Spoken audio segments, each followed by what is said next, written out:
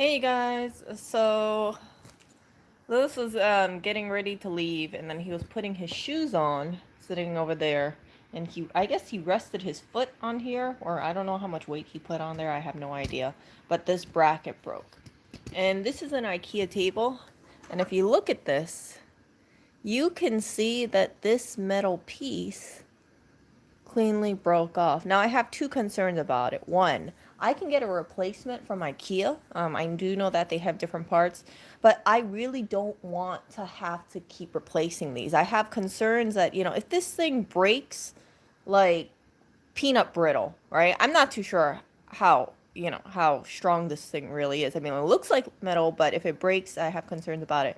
My concerns is that if this thing breaks like peanut brittle, I'm gonna have to eventually do all three sides, all four sides technically. And life is too short for that. I don't want to have to worry about these little brackets. So I don't know what kind of metal this is, but I want to pick up these kind of brackets where it's the be all and end all. I do not want to have to replace these brackets ever again. I see some concerns because if it breaks with the foot being on here, I don't think he was putting a lot of weight on here. I really don't. I have some magazines over here, but maybe like 7 pounds of magazines, New Yorker magazines. And add a foot on there, it breaks. Not good, not good. So, yeah, I don't think metal should break that easily. I really, really don't. But maybe this is some cheap metal. Part of me wants to kind of go to Home Depot and just buy a bunch of brackets and say, screw you, IKEA. I don't want to waste more of my life replacing this kind of stuff. I mean, this is easy to replace. You can see it's just a screw with a bracket. Super simple, but that just is disappointing. I mean, I guess, I know some people would say, well, Erica, IKEA stuff, it might not be the most durable. Yeah, okay, you can tell me the furniture's not the most durable, but come on, the hardware now? Oh, it just blows. So, this is my first experience having this kind of hinge break, and yeah, I don't mind getting something that is like, I don't know what metal this is, like something like stainless steel or titanium, or spending $10 on this. And I know it sounds funny, but $10 on these L brackets because I just don't want to risk having the rest of it break. And every time it breaks, right, I'm gonna have to reorganize magazines or the stuff underneath. I'm gonna have to take time out from my day fixing this table, and I know his foot is going to be back on here eventually. It's not a matter of if he's going to change his ways. He's not going to change his ways at all. And yeah, it's just alluring, having a little space you could put your foot there when, yeah. Um, yeah, so what do you expect? Well, I expect higher quality hardware. I don't expect this kind of stuff to break easily, you know? Not the hardware, well, freaking pieces, not the metal. Yeah, I would have to. It's not metal, but poorly designed shape. Oh, I don't know. I mean, it feels pretty strong. It feels pretty strong. To me, it is. Like, I can't break this with my bare fingers, but then again, you see how, like, thin it is? I mean, that looks pretty thin when you think about, like, the shelf being on here and the magazines being on there. I guess I can kind of understand why it broke, but geez, make it, like, double the thickness or something. I don't mind having a really, really thick bracket. No one's gonna pay attention to this stuff anyway. Or at least thick on the bottom here. Maybe not on this side, because this side, see, this side looks thicker, or maybe I'm just imagining things. Yeah, see, this side looks thicker over here than this side. But, cast zinc. Okay, so I guess it's zinc. Yeah, I need some stainless steel stuff. I don't want to deal with this crap. I think IKEA makes pretty good stuff. It's just I got to be mindful about the hardware. And if I go and pick up more hardware from them and it's cast zinc, then I can expect this kind of stuff to happen again. And flipping up the table, redoing it. And that's some of you guys will be like, Erica, it's not that big of a deal. It is a big deal because I don't want to have to baby furniture. And you don't want to have stuff break on you. As long as those brackets stay up, like the table works. They do lifetime part replacement. It's not about really the part. I'm more concerned about the sturdiness of the thing. Wait a second.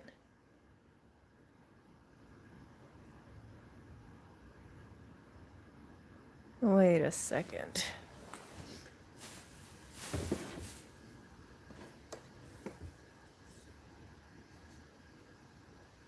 Nope. I had it wrong. Let's see here. Oh. Anyway, I think what I'm going to do is this. I think this is a good excuse to go over to the IKEA store, check out what they have, and get a replacement part. I actually need to get more replacement part. It's not just this, but I need to get some replacement those little wooden dowel stuff. You know the stuff that goes in the furniture? Yeah, I need to pick up a few of those, actually. So this is a good reason why I should be going over there and doing that.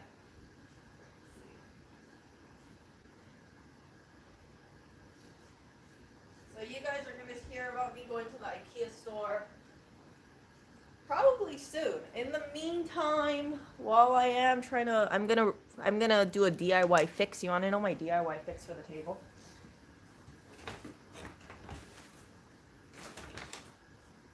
Okay, this is gonna be my DIY fix for the table.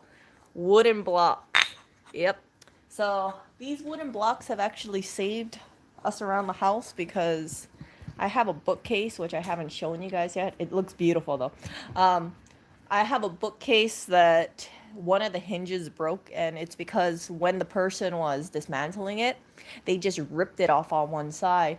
And because I have these wooden blocks underneath on the bottom, it's kind of holding it up. Yeah, so I have wooden blocks that nobody can really see. But yeah, it seems to work. So I'm going to go over to IKEA and I'm going to get more dowels and I'm going to get this. And I also need to get more of those, you know, those turnstile thingies. I don't know what you call them, but basically IKEA has these little screws, and then once the screw goes in, you tighten this part. Like there's a plus side or there's like a negative side. You know what I'm talking about? Like tighten it or loosen it. I need to get a bunch of those, so I want to pick up 4 of those. And yeah, so I think it's gonna be a trip to IKEA to pick up hardware, see how that goes, and until then, I'm just gonna shimmy these wooden blocks underneath here. I have a whole bunch of these wooden blocks. I think they're from a Child's Play set. And the reason why I picked them up is I thought to myself, okay, you know, when we had the AC, we had like a little gap, so we were using cat food. I picked up these wooden blocks, and they're incredibly useful around the house. Like I said, they're holding up our bookcase. They're gonna be holding up this table until I get the hardware because I cannot stand seeing. Look at that! I can't stand seeing that broken hardware over there. Yeah, so I'm happy about it. You know, put a magnet to the test. Good idea. Let's get a magnet. I do have a strong magnet here somewhere.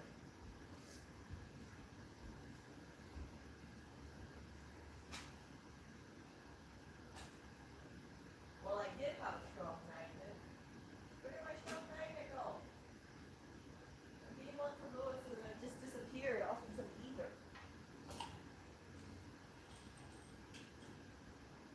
Damn it! I gave him the strong magnet we had lying around and it just disappeared.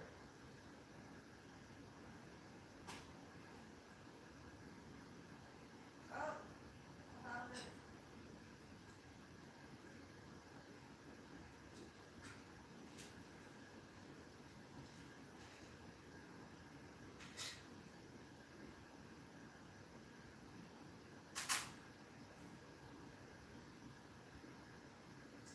okay. So question, is this metal? Answer is, it is not. So this is not metal. I guess this is really casting. I don't know how to identify metal types very good. That black bracket is a little puny though. Yeah, I agree. I do think this bracket needs to be thicker. Yeah, so I don't know where this magnet came from, but I think it's from the store. We have it on the refrigerator. But whoops, where'd it go? Yeah, this bracket. If IKEA said something like, "Hey, pay us an extra $2 and you get really good hardware," I would totally spend that money for sure. Because I would think to myself, okay, you want to have durable hardware. This is not like the furniture over here is just for one semester at college or something like that. The stuff over here, I want it to last a really long time. I don't want this kind of stuff to break, and if it breaks, it's really such a waste because if it would just go straight into the landfill, right? You can't recycle this kind of wood. I don't see any recycle option for this, and yeah, but we do have a bunch of IKEA pieces around here. We do have, let's see, yeah, this table's IKEA. My little organizer is IKEA. The bookcase that I picked up though is not IKEA. I think it's from Amazon. I didn't see any of the IKEA logo. A lot of people in Brooklyn love their IKEA stuff and then they toss it out. And for me, I think, hey, that's great. I love being able to just pick something up and then I only have to transport it a few blocks versus going on the subway and lugging something all over. Yeah. So yeah, they do have $80 coffee tables. Yeah, I don't know. I like this table by itself. It's not perfect, but I do like it. It serves a purpose really well. It does have some chips in it. You guys can see there are chips. So I don't know, varnish it or something. I don't know what people usually do to cover this kind of stuff up. Put some sort of cover on here, paint it. Um, I don't think this is recyclable. I think paper is or cardboard is, but not this wood pulp crap. And plus, it's not that yeah, I don't think this stuff is recyclable. I don't know. Like wood is also paper, but I think it's like when I think about paper, I think that stuff easily dissolves in water. I don't know if this kind of congregated wood sort of stuff falls in the recycle bin because I haven't seen anyone toss this stuff in the recycle bin. This always just goes directly into residential trash. So yeah,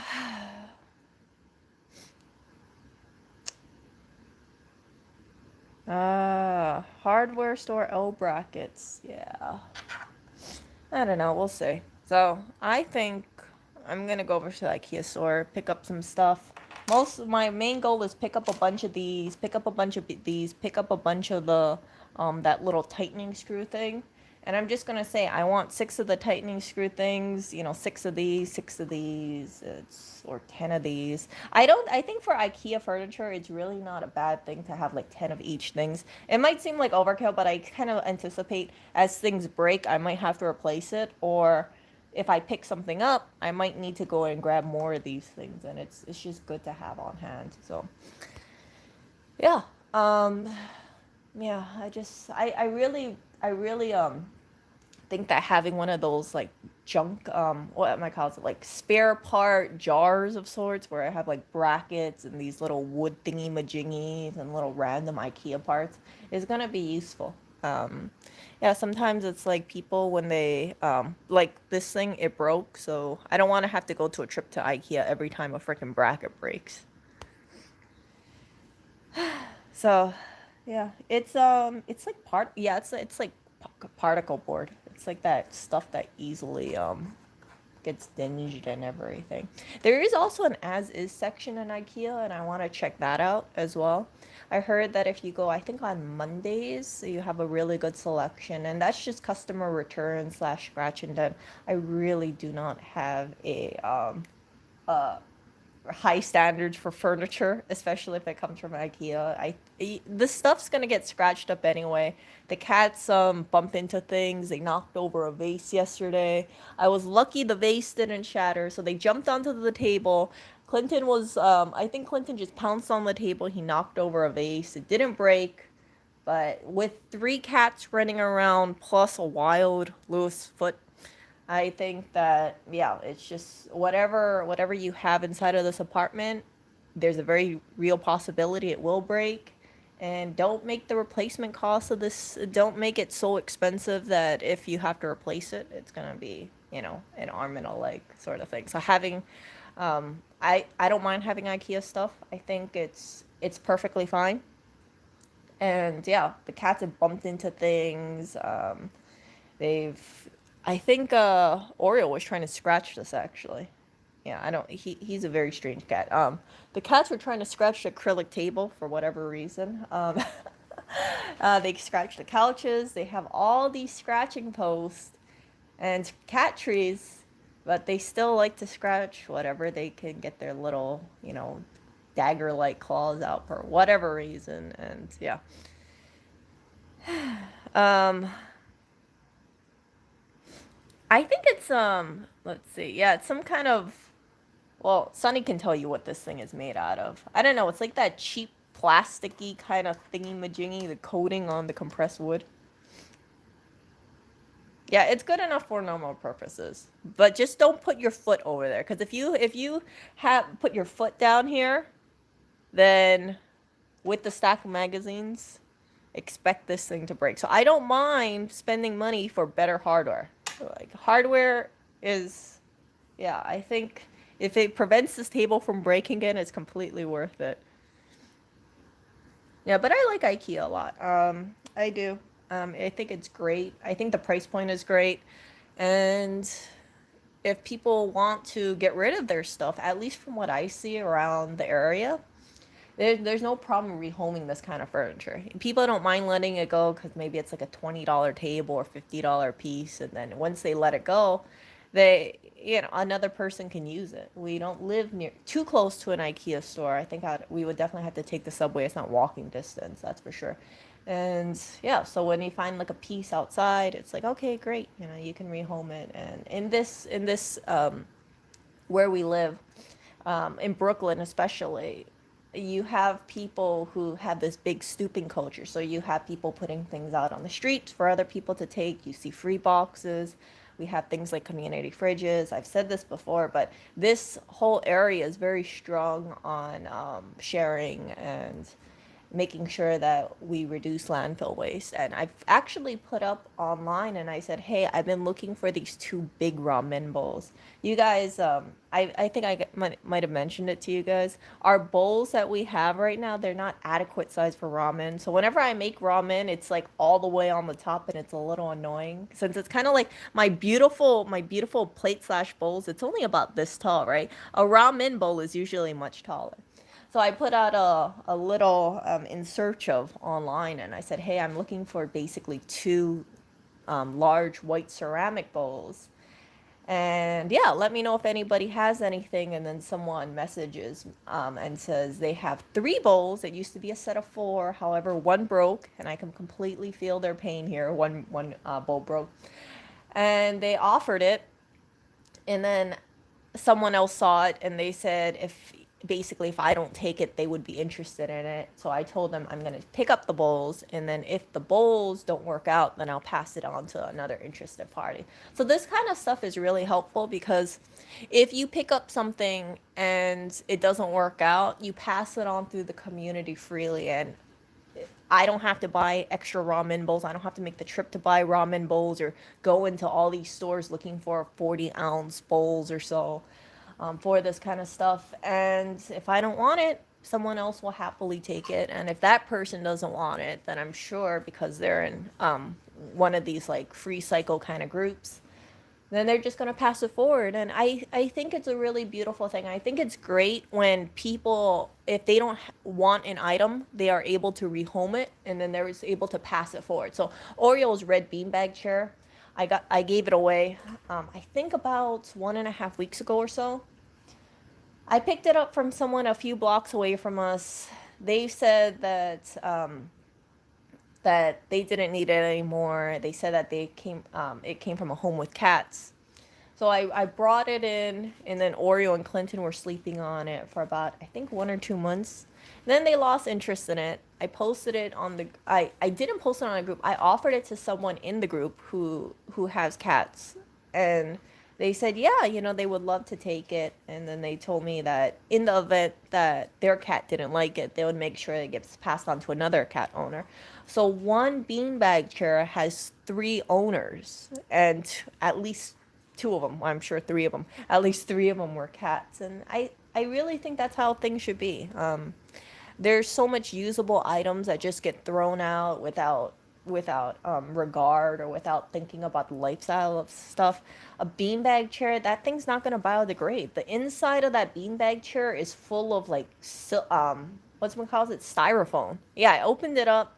Unfortunately, it wasn't like I could throw the cover inside of the wash, because once I opened up the cover, it's just apparently filled with thousands of little styrofoam beads. And yeah, I was just like, screw it, screw it. So that is why um, that is why I am so, pro giving things away and things like that.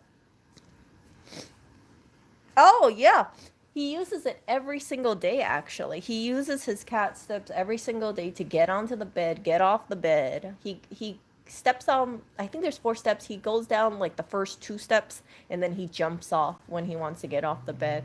It's really been a blessing. It's been amazing. If you guys have a cat that has joint issues, or it seems like he has a little bit of mobility issues, definitely get the cat steps. Clinton doesn't use it. Barry sometimes uses it, but Barry can easily jump. She's like a little jaguar of sorts. But Oreo, there's more to love on that cat. He has excess weight. You guys all know this. And the cat steps make his life a little easier. So it's amazing. Those cat steps, someone posted it online and they said their cat wasn't using it. And I offered to pick it up. I picked it up, put some cat treats on there. I put cat treats on each step, and then I put 2 on the bed. I would never ever put cat treats on the bed. I wanted to send the message to Oreo. Hey, Oreo, if you step on these stairs, you can actually go on the bed. It was a moment of great realization for Oreo. I did the cat treat thing once, and ever since then, he's been using those cat steps very, very happily. So I'm very, very grateful about the cat steps. I think they're like $35.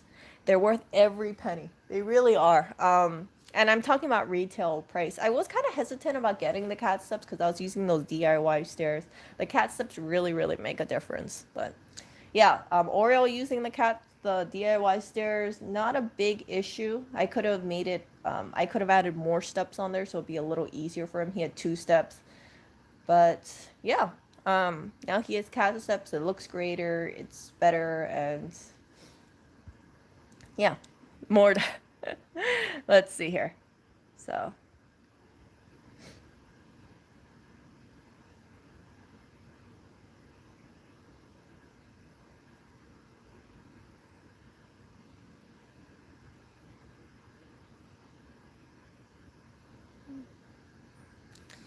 Yeah, he is chunky. He definitely, when he runs, when he walks, he waddles. This cat waddles. Yes, he waddles. He is adorable, and I love him so much.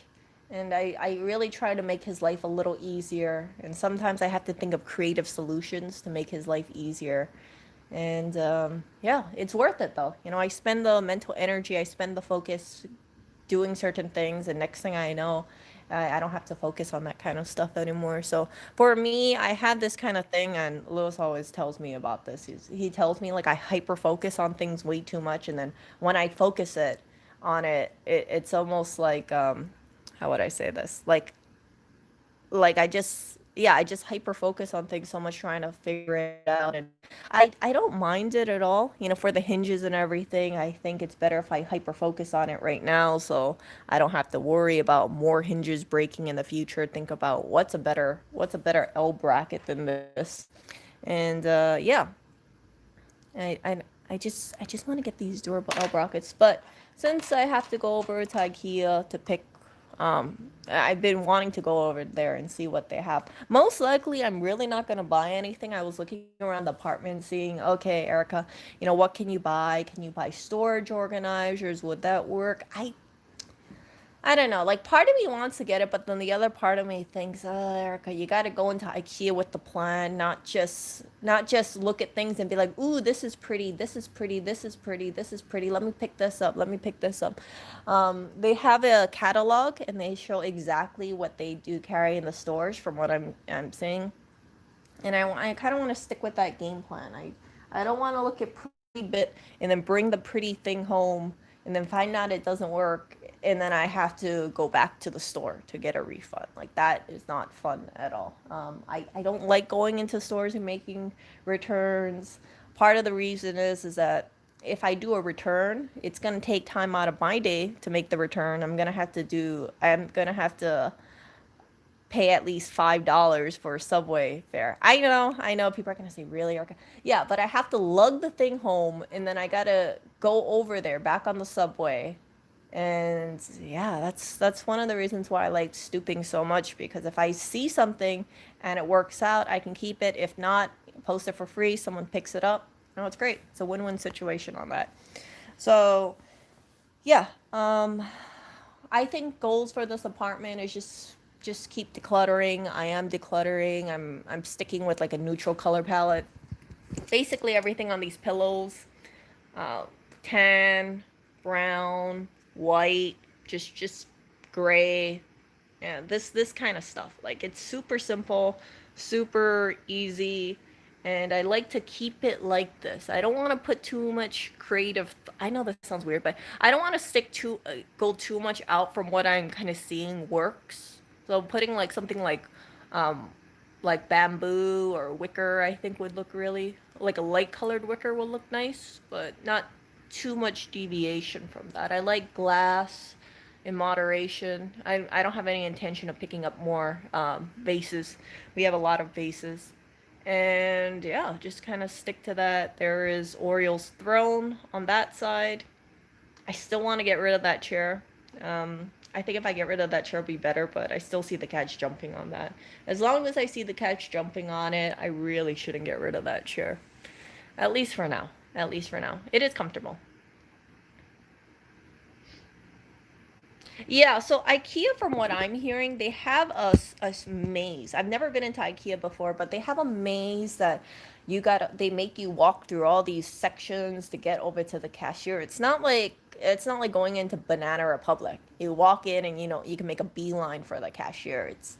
They have it set up in a way where it's like being walking through the candy aisle. You see all these like enticing things. You have all these ideas about what you can and cannot do, or I mean, what you might want to add into your home decor. And yeah, it's just yeah. But I don't think that there is anything that I need to get in IKEA. Just maybe some storage bins, but I have to really think exactly what storage bins do I want, how many do I need exactly, will it actually work with the decor that we have, and I do not want to do any returns. I really don't want to do any returns. It's not, it's not, and I also think that I'm gonna probably spend a couple hours into IKEA, see what they have and just kind of play around with stuff. And I'm probably gonna be fawning over like lighting fixtures. You guys know I freaking hate these lighting fixtures. Like, do you see that? That looks like a chest right there. You see that? That looks like a little NIP. I hate it.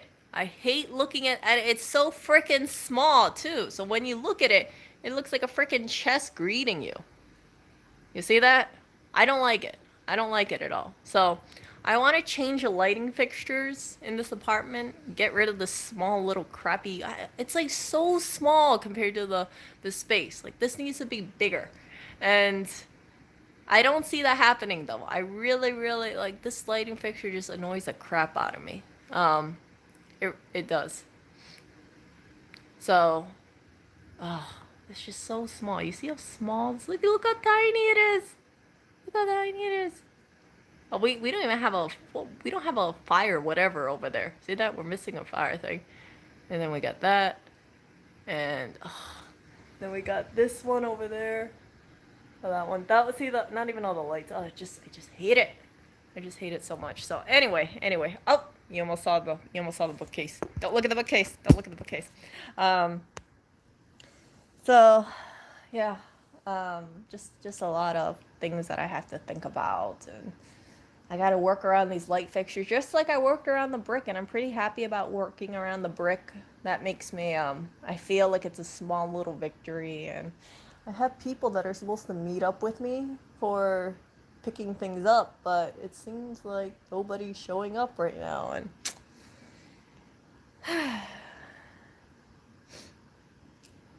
It's just so freaking small. That's the problem. Like the size of the fixture is unusually small for the space.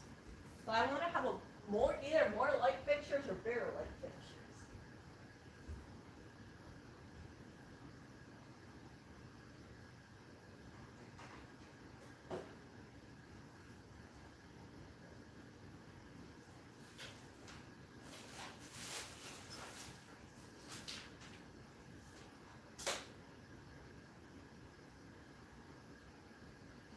I've been looking like when I walk around our area, because people live in townhouses and they have clear glass.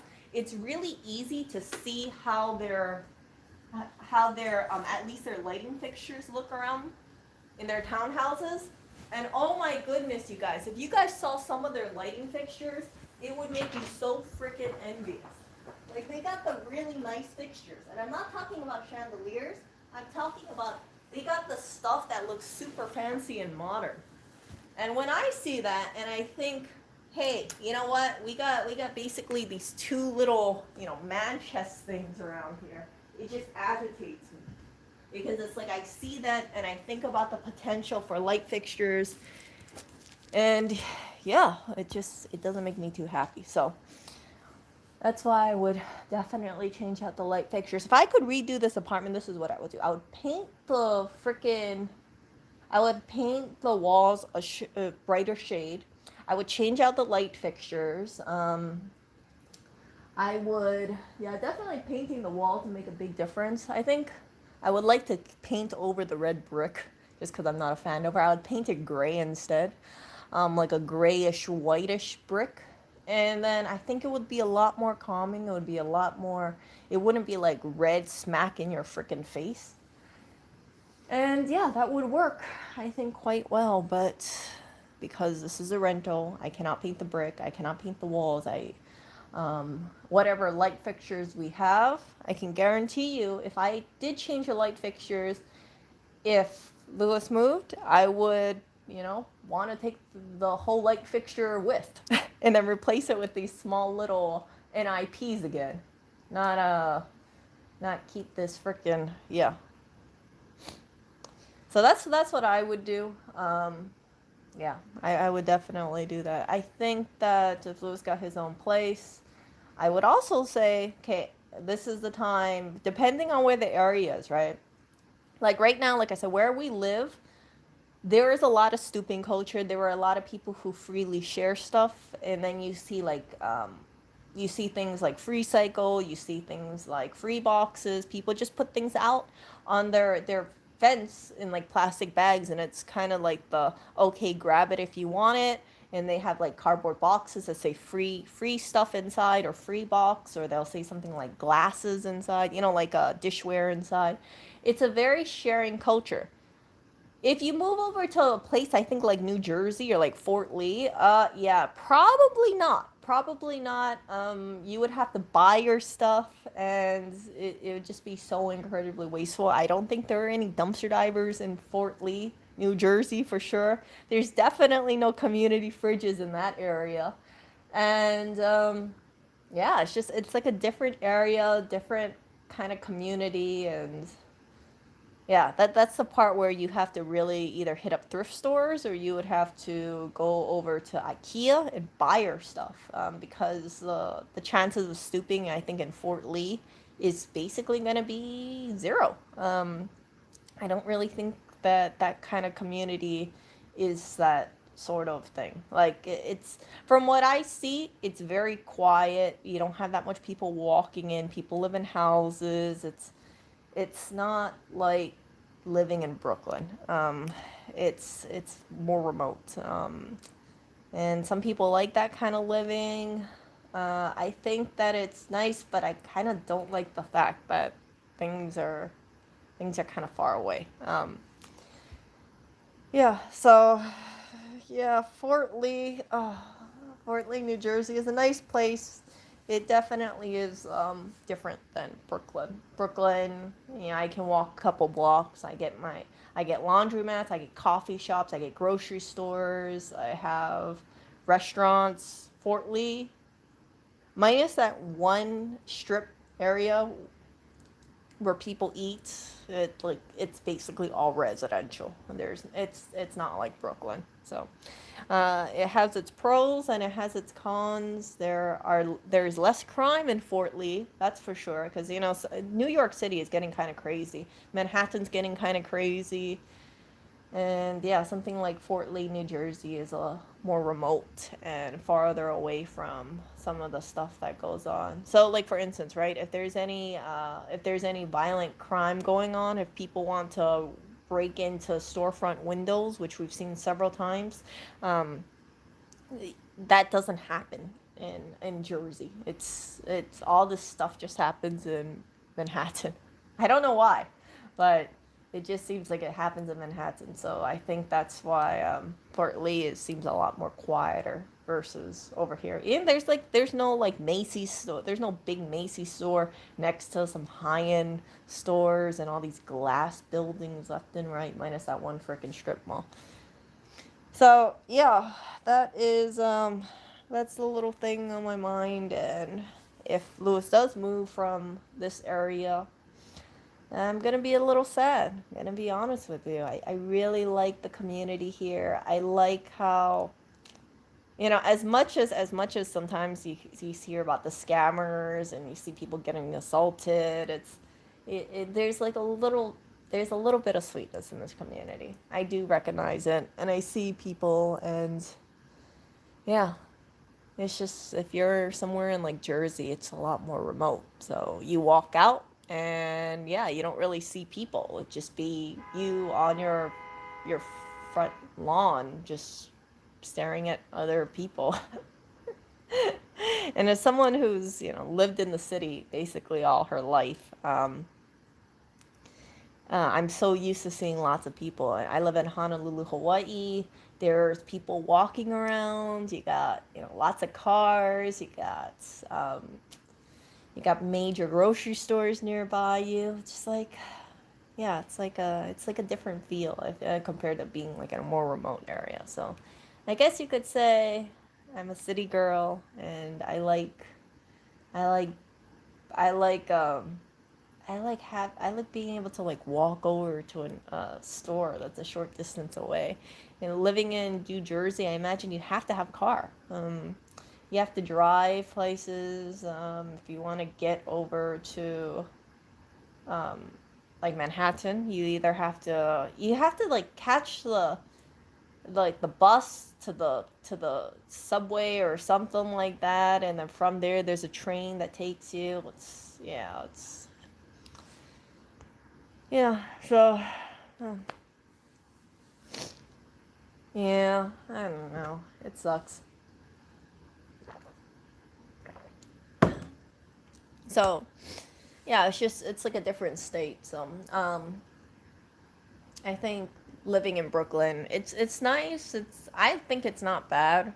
You have to be a lot more wary of your surroundings though, because yeah, you don't want to be hit with one of those scammers. And those scammers that come around. I think like zero point 0.6 miles away from here yesterday, I was reading that someone got robbed at gunpoint.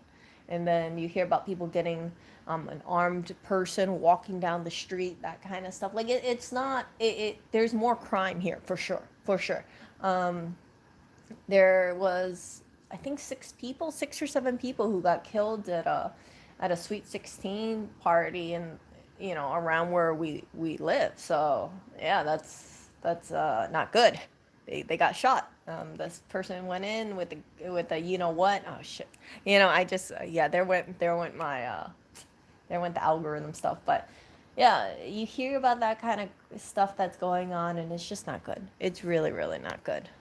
So, it saddens me because like in Hawaii, you don't hear about that stuff. You don't hear about all this violent stuff going on. Like yes, there's robberies. Yes, you hear about people getting maybe um, beat up on the street if they're out walking late at night. But here, you hear about people getting robbed at knife point, people getting shot at. It's not good. It's really not good. So. Yeah, so Hawaii and New York, it's very different. Hawaii, I noticed there's more robberies going around. I've shared with you guys in the past that when I was growing up, I used to see women wearing these Hawaiian gold bangles, and basically it's like these gold bracelets. It's made out of gold, and then they have these like black letters on them. So it'd be like a Hawaiian name on there, like a nickname or some kind of meaning to it. It's a Hawaiian word that's stamped on a gold bracelet, and they can be like anywhere from like this thin to like this thick. I used to see women walking around with stacks of them on their wrists. They used to wear gold, like the similar kind of thing, but necklace. As I've gotten older, it's like I see that less and less and less, and it saddens me because I think there are these beautiful gold jewelry pieces out there that are being relegated to a safety deposit box, or they have to stay in a safe, or they have to stay in a jewelry box because people are scared about wearing them outside. It's not like they become less beautiful as time goes on, but there's just concerns about being seen with it and making yourself a target. There was a family, I believe in Mililani. That's a city in on Oahu where I live. So there was a family in Mililani, and they were known for having a lot of jewelry. So they had those gold bangles. They had some antiques. I guess their family dealt with antique jewelry or something like that in the past. They were very known. They had these like multi-strand pearl necklaces, like very flashy stuff now. Very flashy stuff, but also passed down. And um, they became a target. So what happened was is that one day a person was, I think they were cooking inside and they had the back door open or something like that. I can't remember. But these people drove up in a black van. They came with you know weapons that are black. Let me put it that way. And they kidnapped them, and then they had them like face down on the ground saying stuff like, auntie, where is your jewelry? And they're saying like, no, we don't have any jewelry. And they're saying like, don't lie to us, we know you have jewelry. And all their jewelry got stolen. All their heirloom pieces got stolen. All those flashy pearl gold jewelry pieces all got stolen. I don't think that the perpetrators were caught. It was a very coordinated effort. They knew exactly where they were going to be pulling up their van. They knew exactly where it hit them. And if I remember correctly, they did it on New Year's Day, where there is fireworks. I think it was either New Year's Day or New Year's Eve. I can't remember. But if I remember correctly, the gunman said something along the lines of, if you yell or if you say anything, like, they're not going to know what, people are not going to pay attention to what happened to you because there's fireworks going on. And that was something that was, very, very, very shocking. I thought to myself, geez, these people knew exactly when to hit. And in case they wanted to, do any violent stuff, they thought they have the cover of fireworks to kind of, shield them, and the police won't get called right away. So yeah, they lost a lot of their stuff. It was a prominent family. I think one of them was involved in the beauty pageant scene, but I might be remembering wrong. And you guys can look it up. I think it's like Mililani jury robbery or something like that. Happened a couple years ago, and yeah, very, very sad. From what I was also reading, is like the family, it's not like they had enemies or anything like that. It's not like they had bad blood. They were a very well loved family. It's just having this jewelry stuff made them a target. And I don't want to, when I heard about what was going on, I thought, oh frick, that's a real serious thing. So it's sad because you got people who have these heirloom pieces and they want to show it off, and it's not just because they want people to be envious, but I think some of these pieces are really gorgeous, and it it it shows how good these craftsmen are, these jewelry makers, these artisans, how well they're able to put things together in a very aesthetic way. And yeah, now after that case, I guarantee you there was a bunch of people who said, frick it, I'm not going to be wearing my jewelry outside, hell no, I'm just going to keep it indoors, because they don't want people in the community to know that they have all this jewelry or what they have. And It's very sad. It's very sad. I think jewelry is meant to be seen and cherished, especially if you inherited it from someone. It's a good way to, share something that they found great beauty in. And that kind of, those pieces being in a safe doesn't really do much justice to it.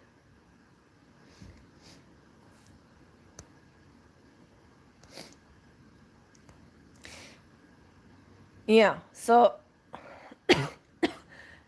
yeah, so you can hear my throat is really scratchy. So that's why I was like telling you guys, like, yeah, my throat gets pretty scratchy lately.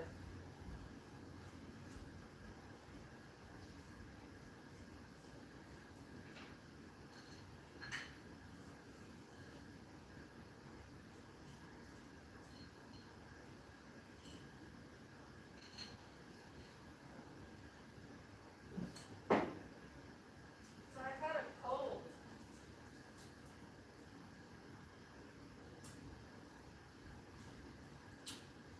So I've had a cold. Lewis has a pretty bad cold today, and yeah. Um,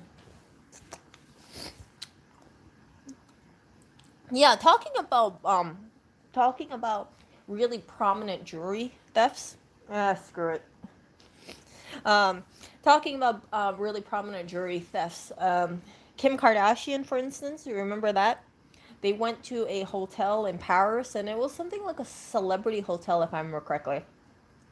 A very nondescript, had a lot of privacy, and during that time, she was flashing all this freaking jewelry on her, right? So she used to show all these diamonds and pearls and things like that, precious gems, and she became a target. So there was these gunmen who came over to the hotel, and what they did is they they threatened the concierge, if I remember correctly. And I don't know why they didn't sound off any silent alarm, but they threatened the concierge, and then the concierge led them to her hotel room. She opened the door, and then I think it was pretty apparent that she had to let them in. And they tied her up. They put duct tape over her eyes or something like that, and she was pleading for her life. And they wanted to know where her jewelry is because they saw that she had a whole bunch of jewelry on her. So they stole something around. I want to say I heard it was like $10 million worth of jewels. It was a obscene amount of money. But ever since that experience, if I remember correctly, she said something like she doesn't show off jewelry anymore. And it's completely understandable why. She has, I believe, 3 kids now. The jewelry stuff, yeah, it's nice and it's flashy, but the most important thing for her is to get home safely, right? You don't want to become a target. So yeah, that's why for jewelry, I think it's so beautiful. I think jewelry is so gorgeous, but it's just not worth it. It's not worth it. If you have someone who sees someone else on the street, and for whatever reason, they're armed, they're gonna say, well, I have thousands of reasons why I should rob this person, or I should attack this person. I've heard in New York on the subways, there are people who are now robbing women, trying to get their engagement rings, their wedding rings, their purses. It's I would highly suggest if anybody has any diamond jewelry on them, engagement ring, wedding ring, just don't wear it. Wear something like a simple gold band or simple silver band. In fact, I would actually recommend silver. And the reason why I'd recommend silver is if anybody wants to steal something from you, they would not get that much money out of it. Like I don't want to ever give a thief the the opportunity to say, "Hey, look, I robbed this chick, and I'm gonna be making big bucks because I robbed her stuff." Yeah. So I think that people really should protect their jewelry. There's some people, they get their engagement ring stolen or wedding ring stolen. It's like over $10,000. It's crazy. So and the replacement cost of that kind of stuff, it's not easy to replace. Not too many people have $13,000 to just spend on another ring in a heartbeat, especially during this time.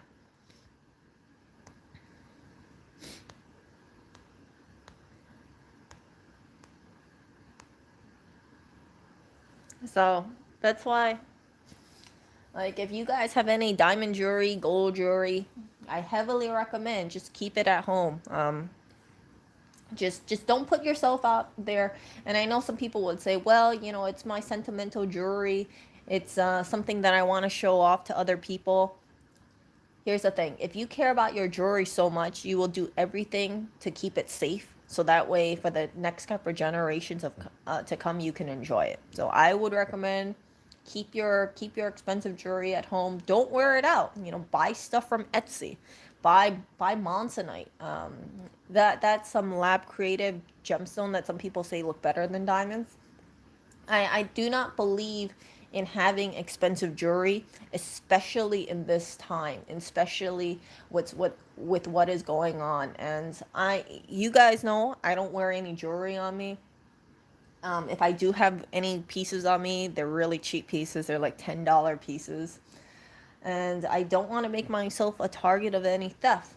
There's a reason why when you guys look at my community posts, you'll see all this clothes that I have inside of there. And they're beautiful pieces. But you won't see me wear this clothes outside because I worry that if I am outside wearing these clothes, I become a target. And I have reasons to believe that because when I'm walking outside and I show my knees, yeah, my knees, so below my knees, if I show my shins, people approach me and it's not in a very respectful manner. And it makes me very, very uncomfortable. So I know people pay attention to what you wear.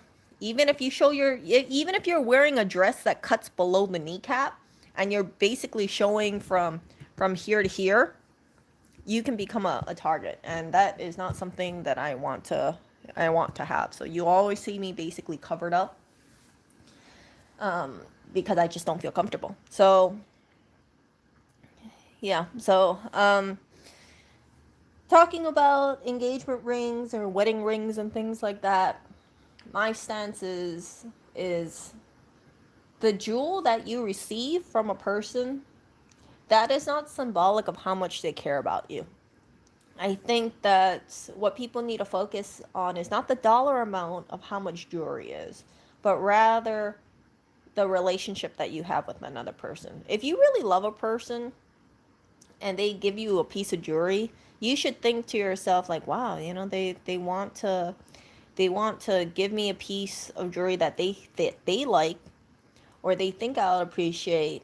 And yeah, that's the bigger picture. Not like, oh, look at how much my fiance or something spent on me. Like, look how expensive or how many carats my ring is. Like, that really infuriates me.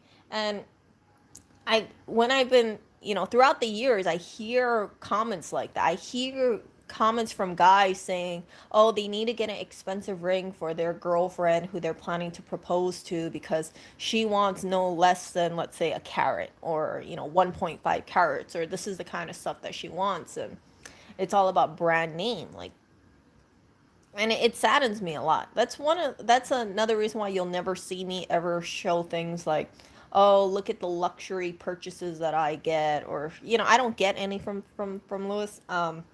Even my exes, they don't buy me luxury stuff.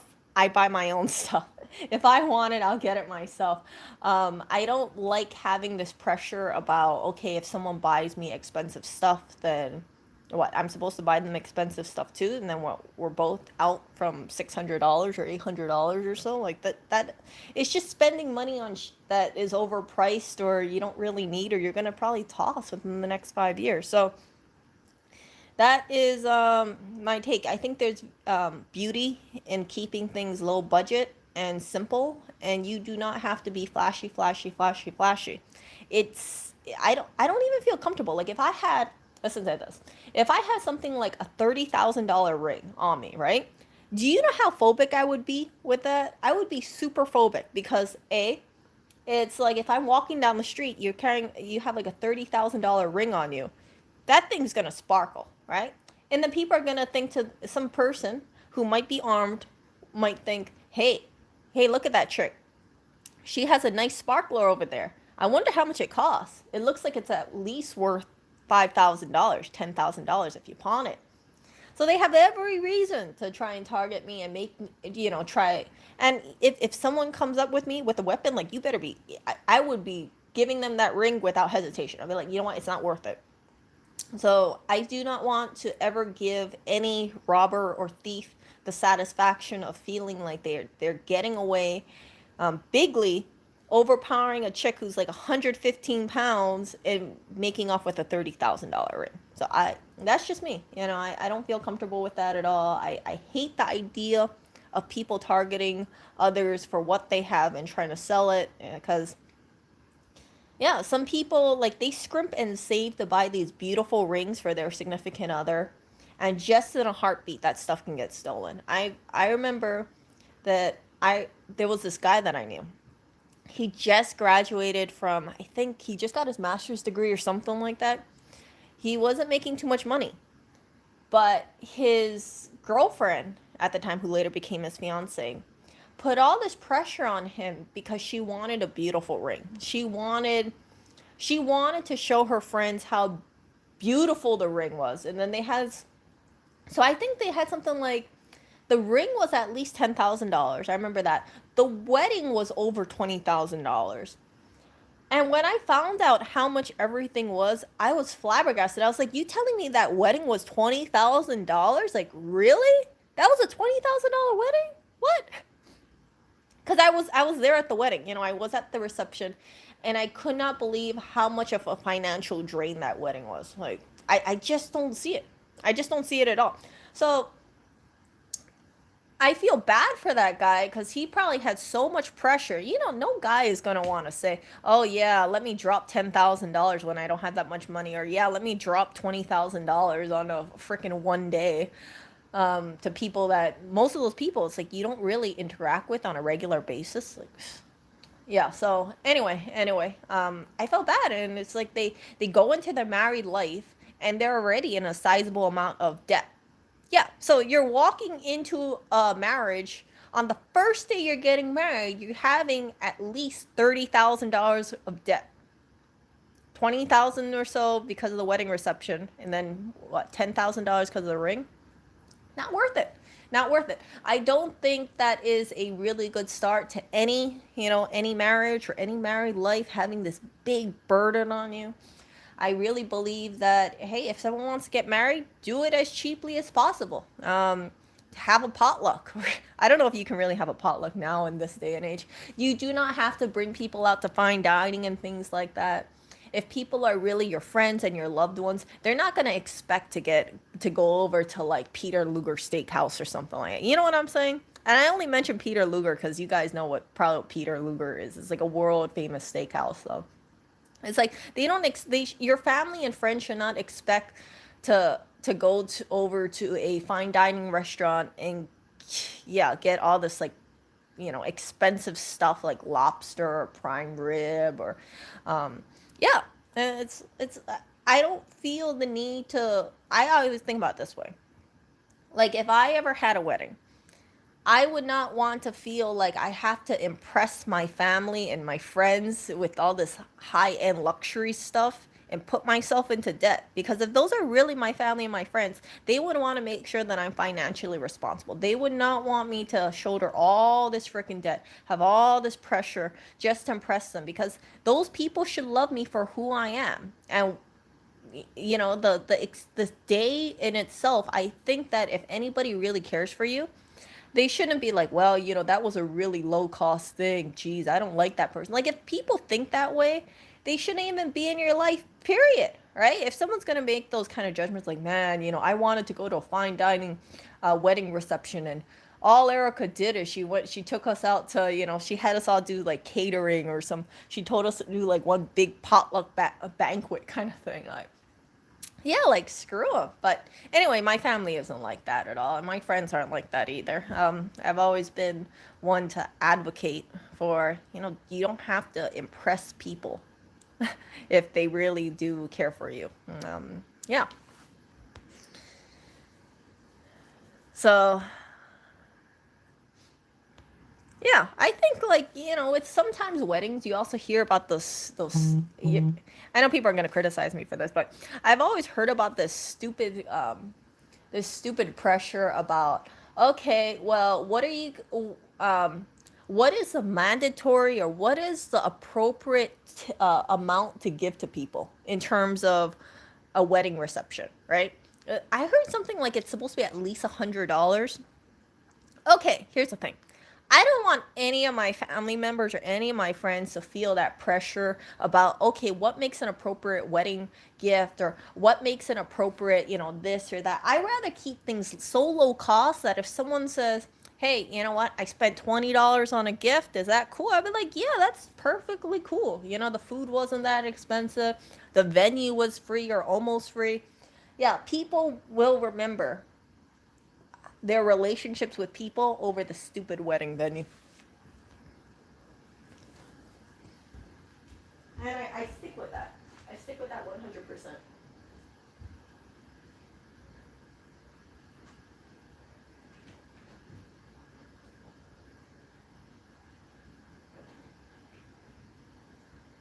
But I'm gonna show you guys a kitty. I'm gonna move the camera because my thing, I have to move the camera. Too much? Really? You think so? Okay, hold up. Okay, let's plug this baby in. This is my setup. You see I used a binder clip over there. So I snaked it from there. See, there to over here. Over here. Yeah. So, sorry you guys. You can tell I'm a very professional. I'm very professional.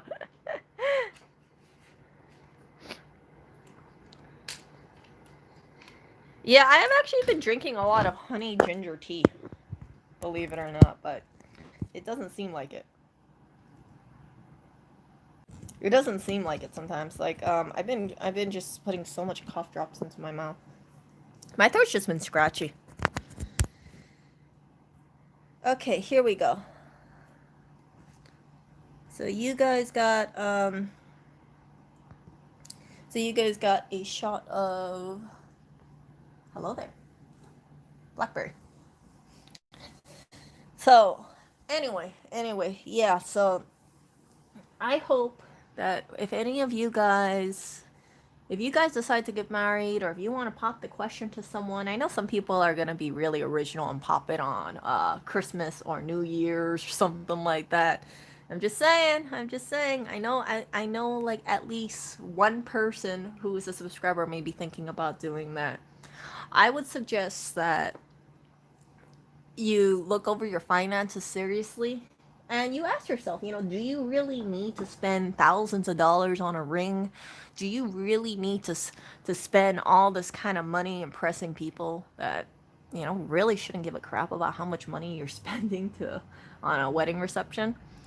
And I would suggest keeping costs low. There is no downside about having a cheaper ring. Most people, they're not going to be reselling their wedding rings. That would be kind of offensive, right? People only sell their wedding rings or their engagement rings technically if they divorce or if they're short on money.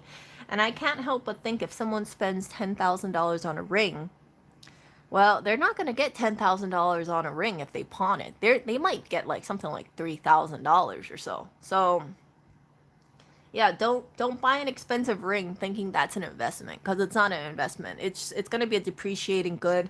The retail markup on jewelry is crazy. I don't believe in buying jewelry new personally. I think that it is a I think that if people want to buy jewelry, they should buy it secondhand or pre-owned. We have a lot of jewelry out there in the world that could definitely use a home, and there are pieces that when people pass away they leave it, and if it's just sitting there, and the family needs money or they want money, then yeah, help support them, help help carry on the love for a piece that someone might have had in the past. And I think that's a really beautiful thing. I think it has more meaning too, besides than just going over into like K jewelry or something like that, or Jared's, and just saying like, oh look how original this ring is.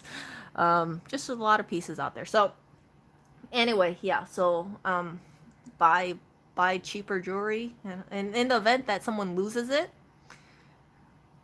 it's easy to replace. So I know some people, they buy their wedding rings or they buy their engagement rings off Etsy, and there are a few. I think there are a few people that sell like Monzonite rings, and it's really low cost. It's like $500, or maybe it's like $1,000, but you can get some pretty nice stuff for really cheap. In the event that someone loses their jewelry piece, it's not going to be a hard thing to cover, right? If you lose a $300 or $400 or $500 ring, that's going to be a lot easier to cover than a $10,000 ring. So I always think, like, with the way life is, you have a chance of misplacing stuff. You have a chance of taking off the ring and then washing your hands and not putting it back. I had this one instance, and this was one of the reasons why I changed my stance on rings. So there was this ring, and you guys might laugh at this, but this was a learning experience for me. When I was in high school, I went to Claire's and I bought this little rainbow ring, and it was a really pretty ring. Now my fingers are really small. They're less than a 5. So size 5. So I I bought this ring and it fit me. I was really surprised it fit me. So I had it on for about 2 months and I loved it so much. I go to Chinatown to use the restroom, to eat there, and then I go to the restroom, take off the ring because I'm washing my hands, and I put the ring on top of the soap dispenser, and I forget to put the ring back on. So I called up the management of the place and I said, hey, I lost this ring. It's a really sentimental ring to me, because it was sentimental. I had it for about 2 months at this point. And if you guys find it, can you please give me a call? Now, keep in mind, this is a cheapy ring. It's not like it would be a high value item. And I hoped and I prayed maybe someone would find my ring and give it back to me. No, I didn't get a call back. Now, fast forward about 7 years later, I'm looking online and then I hear about this woman. She's at a banquet of sorts. I think it was a baby shower. She has her diamond ring on and she goes to wash her hand. She takes off the ring, she puts it on top of the soap dispenser just like I did. And she forgets to put it back on. That was a $13,000 ring. When she realized that she forgot the ring, she went back into the restroom, but here's the thing. It was gone. You imagine if anybody saw a beautiful diamond sparkler on a soap dispenser, they would instantly snatch it. You got thousands of dollars of reasons why you wouldn't give back the ring, and I completely understand why she didn't get her ring back. And I can't help but think that a woman like that, she probably has so much guilt because her husband her husband spent so much money trying to save up for that ring. Most people don't have $13,000 to spend on a whim for a ring, and I've said this before. And I imagine she had a lot of embarrassment and shame because she had this beautiful sparkler, and she goes home with no ring. She has to tell her husband, who saved up for the ring or went into debt in the ring, she doesn't have the ring anymore. What happened? Oh, I washed my hands, I took my ring off, and then I put it down, and then I lost it. Right? It's very sad. So when I read that story, I thought to myself, like, I would never, ever, ever want a sparkler like that. So my loss that I still remember was like a $6 ring. Her loss is a 13,000 ring, but you can see how simple it can be. All you have to do is wash your hands, take out your ring. You get distracted, you don't really focus on the ring. You put it down, and yeah, someone can just snatch it up. And yeah, it's sickening. It's sickening. So I'm happy that I lost my $6 ring in that regard. After that, I told myself I will not have any expensive jewelry pieces, and I don't have any expensive jewelry pieces. I think I've never had a piece of jewelry that I bought for myself that was really expensive. Like I won like a $700 diamond necklace, which by the way, if you guys see it, I think you would laugh. It's in Hawaii right now. But I won it off of like a like some sort of drawing at an event, and when I saw it, I was like, "Really? This is $700? This looks really cheap." It looks like something you could get from Chinatown, but they were saying like, yeah, it was like $700. So yeah, seeing something like that and seeing, thinking like, man, geez, just think of how expensive the real nice necklaces are if this was 700 freaking dollars. So anyway, um yeah, I don't believe in buying precious jewels. For me personally, my life, the way I am, it just doesn't work with me. I know that if I had a ring on me, I would eventually, I there's a good chance one of the stones might drop out. I might lose it. I might damage it. It's just being realistic here. That's why you guys don't see me wear any jewelry. I don't want to deal with like putting things on and putting things off. I don't ever want to find myself in a situation where someone wants to rob me for like, hey, give me your necklace or hey, give me your ring. Like it's not a good situation to be in. And yeah, but for those of you who do want jewelry, I would highly suggest just be very aware about your surroundings. There's a lot of different things that we have to think about during this time. And if you have a piece of jewelry, I would advise like don't get a very very expensive jewelry because if anything happens, you lose it, it gets stolen, it gets damaged. I think it would be heartbreaking having to think about replacing a piece that is worth thousands or tens of thousands of dollars, and that's all I wanted to say about that.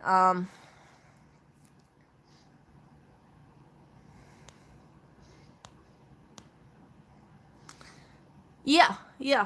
So Kelly, yeah, that is the thing. Like, I know what was it, De Beers? They said that the a guy is supposed to save like 3 months of his salary on a freaking ring. Um, yeah, it's just crazy. It is just crazy how much the jewelry industry puts pressures on men, primarily men, right? Primarily men to be like, yeah, if you care about her, then you will buy her a diamond ring because a diamond is forever. And you know what else is forever? A piece of plastic. A piece of plastic will probably last like 1,000 years, or a piece of styrofoam. So that's just it's like if people pass away, you're going to be left with their jewelry. You have to think about the resale value of the jewelry. You're not going to get that much money as much as you paid for it. 100%. And yeah,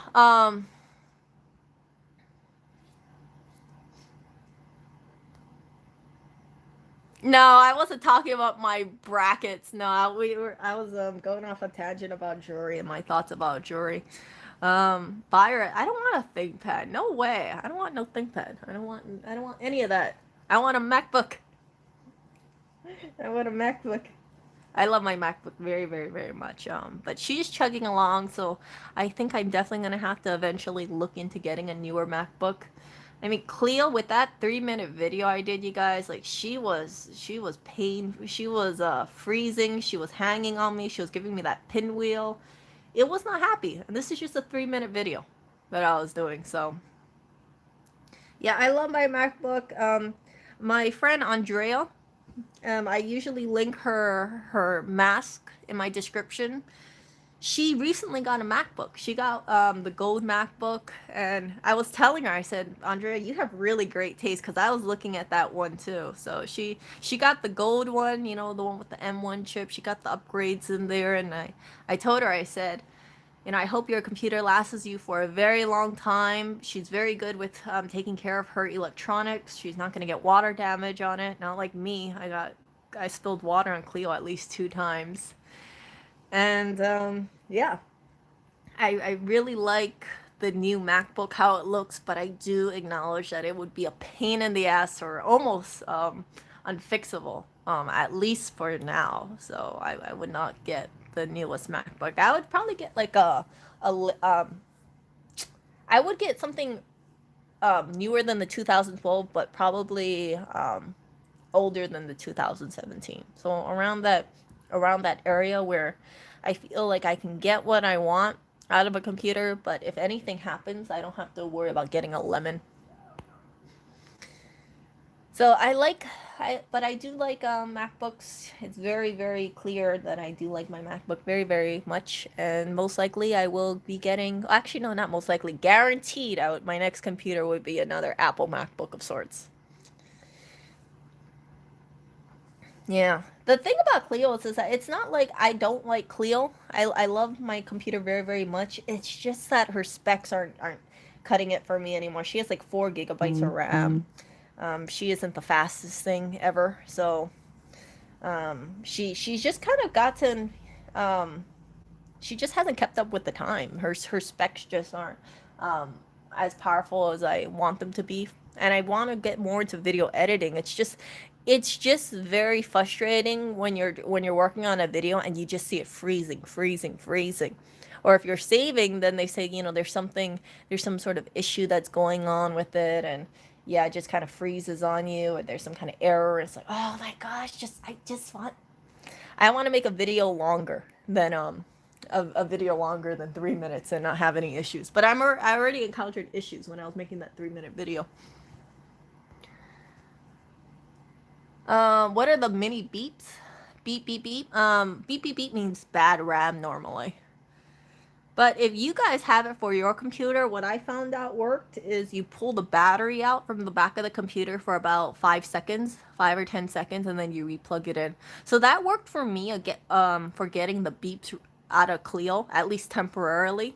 And I only had to do it maybe about once every 2 to 3 months. So Clio chugged around that way, and then some guy who hates MacBooks and loves ThinkPads.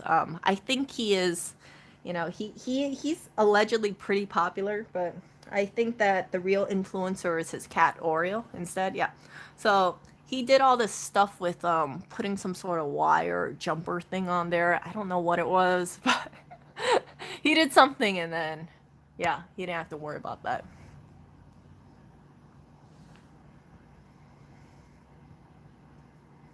No, my MacBook has been in my life since 2012. So I love my MacBook very, very, very much. In fact, when I do decide to retire Clio, I am not going to be giving her away. I'm not going to be splitting her for parts. She is going to be faithfully with me.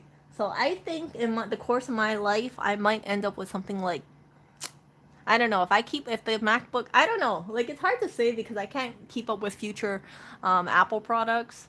But all my Apple products that I have never thrown away a single Apple product. I have the iTouch. I think I have the third generation iTouch in Hawaii. Unfortunately, the battery got bloated, so I can't use that anyway. And I didn't even use it that often anyway. So I have my iTouch. I have my MacBook, of course, Clio. I have my iMac. I think it's like a 2000. I think it's a mid 2011 iMac, but there was a GPU issue, graphics card issue, and that's basically unfixable. Um, I got like a few iPhones, and that's it.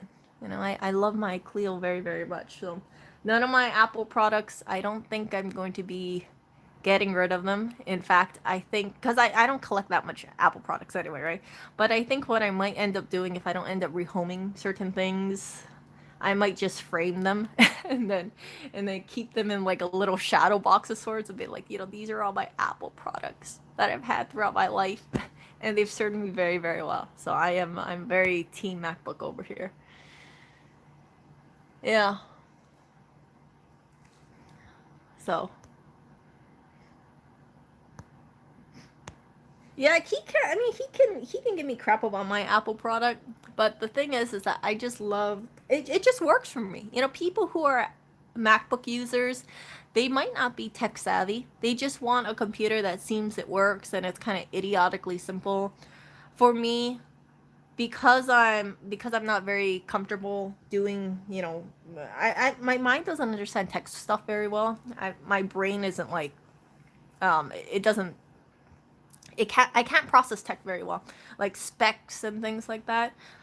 One of the things that I loved so much about my MacBook is like I just cared about like does it work? is it light? Does it work? Does it serve what I need it to serve? You know, can it do what I want it to do? And it did. So I was really happy about that, and that's what kind of sold me on my MacBook. It wasn't because of, oh, Erica wants to be seen with a MacBook. It's just Erica is not very tech savvy. She had a terrible experience with PC computers. She had to do her own antivirus removal, which blew. And I was and at the end of it, it's like I just want to enjoy using a computer every day. I don't want to deal with a lot of this crap. So the price premium, of course, with the MacBook is the repairs can cost an arm and a leg. And the repairs that has been spent on Clio, or the repairs that are worth on Clio, cost about double than Clio's purchase price. So Clio was about $1,000 or $1,100, and the amount of repairs that have been put into Clio is definitely over $1,000. So that's why. But it's like, do I still like my MacBook even though I know it's very costly to repair? Even if I wasn't dating Lois, like, yeah, I would still like my MacBook. It just works for me. And here's the thing, right? You can get more use out of a MacBook than a ring, for sure. At least for the MacBook, you can look up all these kind of things. You can save money. You can get entertainment from it. I don't know anybody who's gotten entertainment from a diamond ring or entertainment from a piece of jewelry, except, ooh, it sparkles. That's about it. So yeah, instead of buying jewelry, just invest in quality electronics. I rather do that, or home, anything that brings you joy, like speakers. That's more worth it than a freaking ring. Yeah.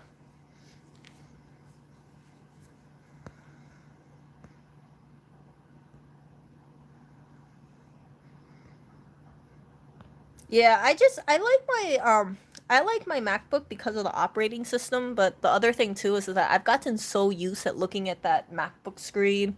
I've gotten so used to the keyboard. It's like I don't want to deviate from it. I like the keyboard. I like how everything looks, and I just like the feel of it. It just makes me feel warm and fuzzy inside. Even though I know people would say, Erica, it's so overpriced. Oh my goodness, Erica, it's so expensive to do the repairs. Yeah, I still like my MacBook. Kelly is good. The only thing you get out of jewelry is flex targets and wasting money. Oh yeah, yeah, that's true. Flex targets and wasting money.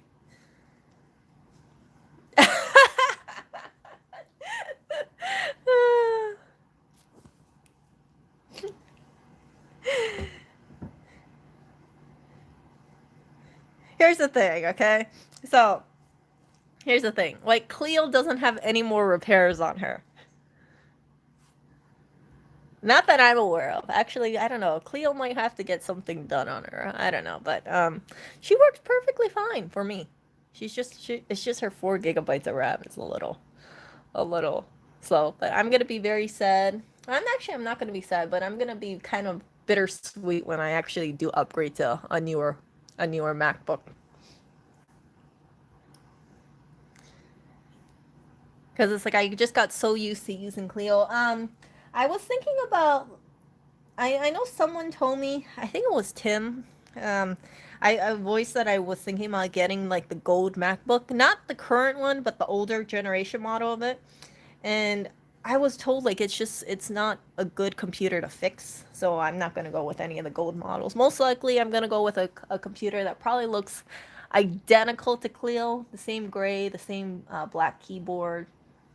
And who knows? Maybe I'll make a bedazzling project out of it. The front, the laptop cover in the front. Maybe I'll put a bunch of crystals on there, so it'll be the most sparkly computer ever. But I think Lewis would think that I'm trolling him because whenever he looks at that MacBook, if it had a lot of crystals on it, like Swarovski crystals, he would just be like, "Holy crap! She's trying to troll me because this thing is freaking blinding when the light hits it." But yeah, Swarovski crystals are not cheap, so I don't think I would most likely do that. But it would be a cute little thing to think about.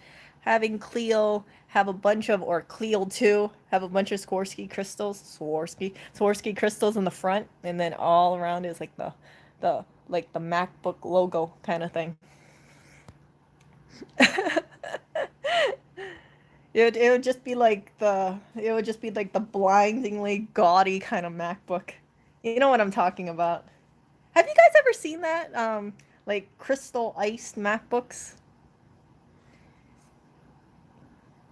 It's like blinged out MacBook things. I know it's expensive though, because if you pay someone to do it, it can be upwards of like 400, $500 to get this like blinged out crystal thing. And then if you get it done on if you put it on the laptop itself and not on a cover, if they want to replace the screen, then all your crystals go to waste too because it's glued onto the actual cover. You know where the part where the Apple logo has a backlight, that one? Yeah. But I don't know. I thought about it. I was like, "Oh, that would look really cute. It would look really really stylish, but it would be a huge waste of money." And but I know like if I saw it I'd be like, "Oh, my MacBook is so shiny." I used to actually get generic crystals and I tried to bedazzle one of my high heel shoes back in Hawaii. I did it for about 2 hours and then I gave up. I was like, yeah, look up blinged out MacBook or like Swarovski crystal MacBook and you'll see it. You will see it. Let me try grab it.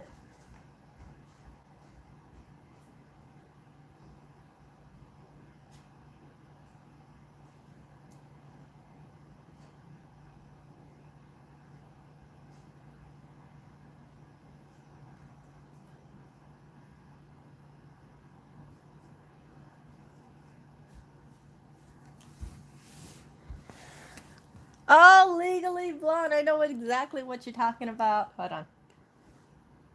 Hold on.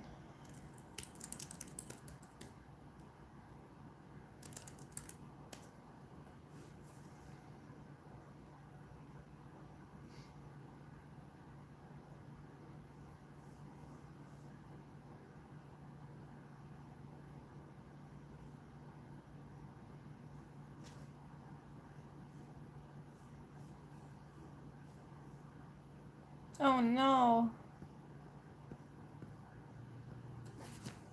See, reason 1000 why I need to have a newer MacBook. My computer froze. And I'm just trying to Google search. Ark! Come on! Don't freeze on me.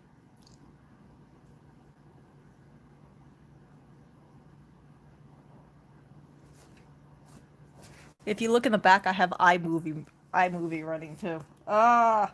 Okay, hold on.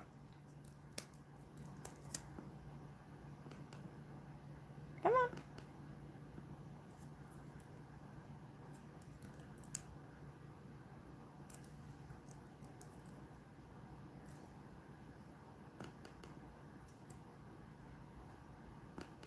Okay, dumb question, you guys.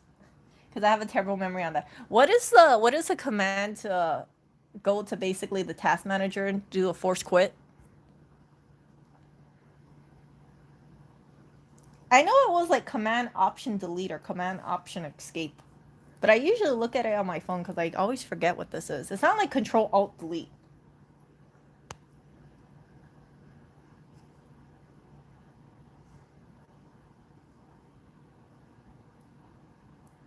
No, it's not control alt delete. I don't think so.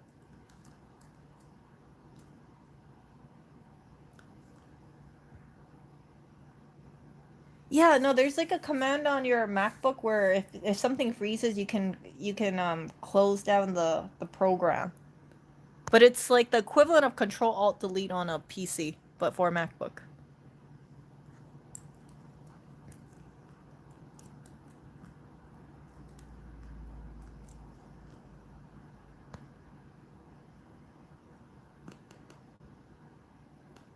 Usually I look at my phone for this, but because I'm streaming, I can't look it up. Control Shift Escape. Oh, that might be it.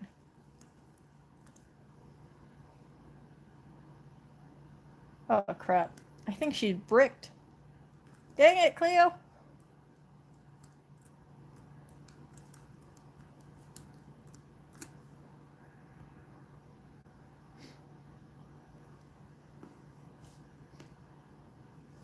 Yeah, look at this. Look, it's so bad. I don't know if you guys can see it. It's so bad. Look, my mouse isn't even moving right now.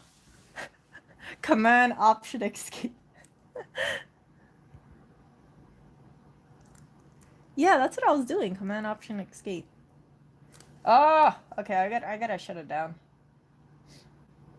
It's like hard bricked. It's bricked so hard.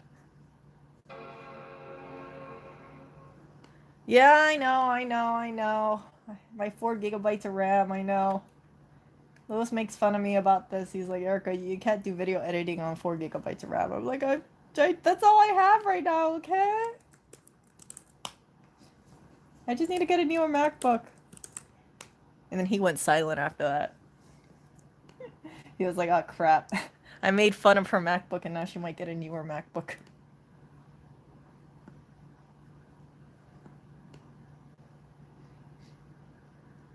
Don't pinwheel me.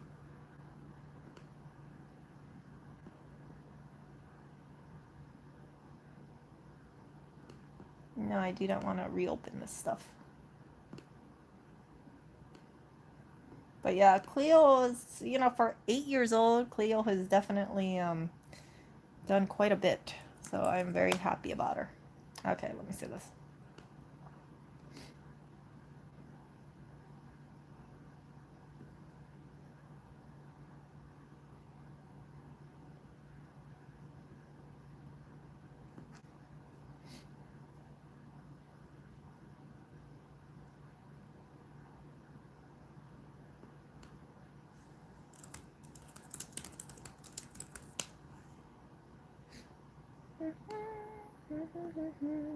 Oh, maybe we want cheaper now.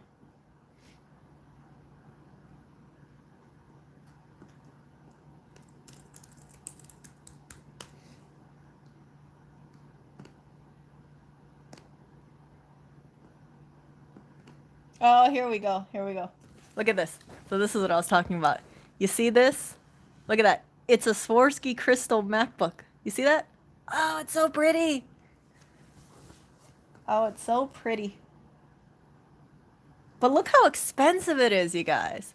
Like, do you see how expensive this thing is? Oh, let's show it over here. 600 pounds! Ah, it's so expensive. Let's see, it's like all these Swarovski crystals over here. You can do it yourself. And it's just kind of a pain to do it yourself. So if you see it, let me find it.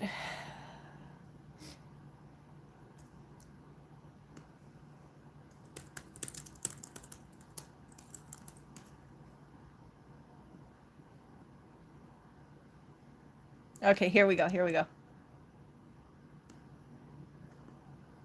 Look at this. So you know how Lewis always has his overhead camera? Can you imagine if he had this over my MacBook? Look at this.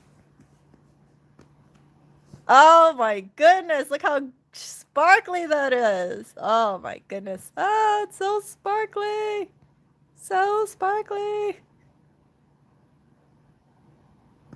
So I know part of it is definitely probably video edited, but like look how sparkly it could be. Ah, so pretty.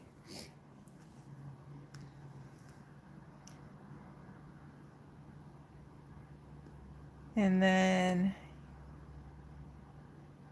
yeah, here's another video. Here. You see that? Oh my gosh, it's so sparkly.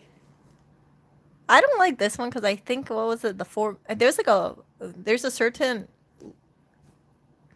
like size or something like that, or SS. I think it was SS that they use for Swarovski crystals, or crystals when you're blinging it. I think this is a little too big. The smaller, the better. Yeah, bling to the max. Yeah, I know. So I would love to have a very blingy MacBook, and I think it would be gorgeous. It would be absolutely gorgeous. So pretty. But I would have to do it myself. Either that, I would spend lots of money on it, and yeah. Let's find it. Let's find another bling. I know people are gonna say, "Oh my gosh, Erica, this is so freaking gaudy." Like, look at that. Ah, it's so shiny. There would be 100% like no question whose MacBook this is. See how shiny that is? Wow. So pretty. So, yeah. Um, so that kind of thing, like having a very sparkly MacBook would bring me a lot of joy because I love sparkly stuff and I like it because it would all be one single color. It would just be, it would probably be heavier for sure. And it would definitely make me a target of theft though. Like if I walk out on the street with a blingy ass MacBook like that, I'm pretty damn sure someone would try to steal my MacBook at least for the cover. Because it would just be a little too eye catchy.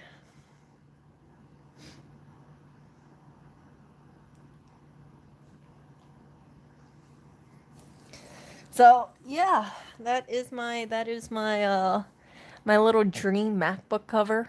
I've thought about it for a couple of years, like, oh, would I ever get a blingy MacBook cover like that? I would have to do it myself, and I don't know if I could. I don't know if I could. I don't know if I want to bling out like a whole MacBook, like all around. But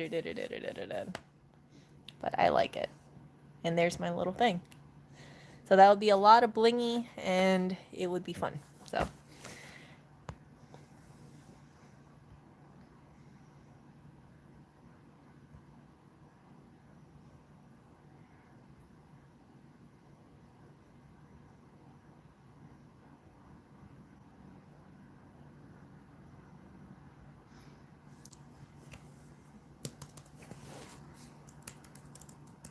If you guys are familiar with computers or MacBooks, what year and model do you guys think I should do? Because I don't want to stray anything away from a 13-inch computer. I really like the 13-inch MacBook. I think it's the perfect size for me. 15-inch is too big. 11-inch is too small. So I don't know specifically. Maybe I should do a survey on this. Like, what exact model should I get for my next MacBook? It won't be the newest model. It won't be the current year, that's for sure, because I think that's going to be a real pain to repair. And I don't want to end up with a lemon. I want something that's repairable. But 13-inch MacBook, that that would probably be easier to repair and can do what I want it to do for video editing. You guys saw, like, my freaking computer just froze, and all I was trying to do is just make another tab on Chrome.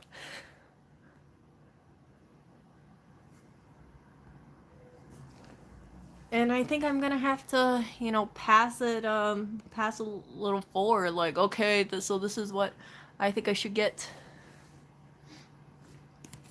Let's see here.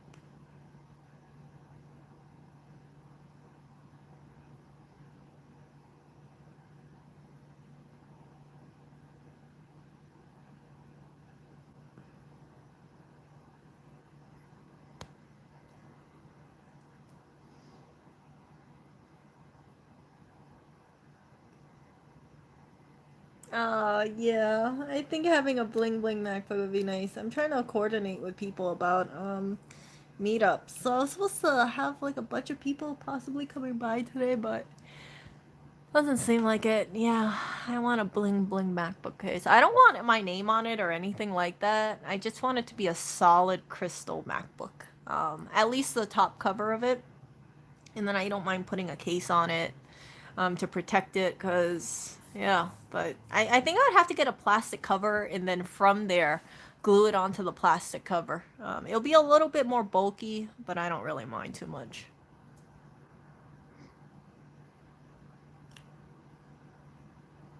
Yeah, robbers are definitely gonna hit me up in the event that I was walking around with this like eye, eye catching crystal bling bling bling. Like, that is really the MacBook you would want to steal. Oh yeah, SS. Yeah. So the thing about the Swarovski crystals is the smaller the SS, the smaller the SS, the smaller um, the smaller the SS, the smaller you can see how much crystals you have on top.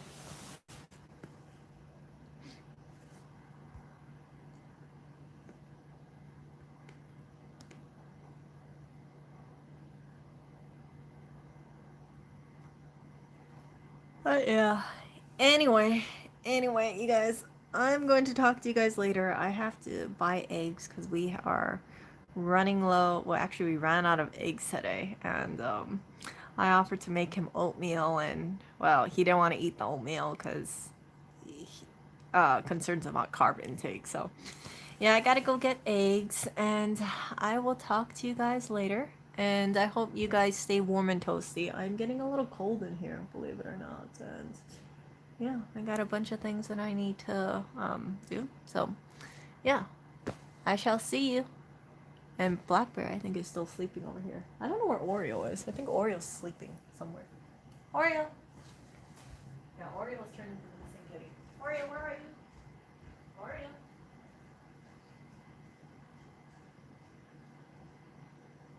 Oh, my little pansy. Oh yeah, Oreo's sleeping. Oreo overexerted himself, for sure.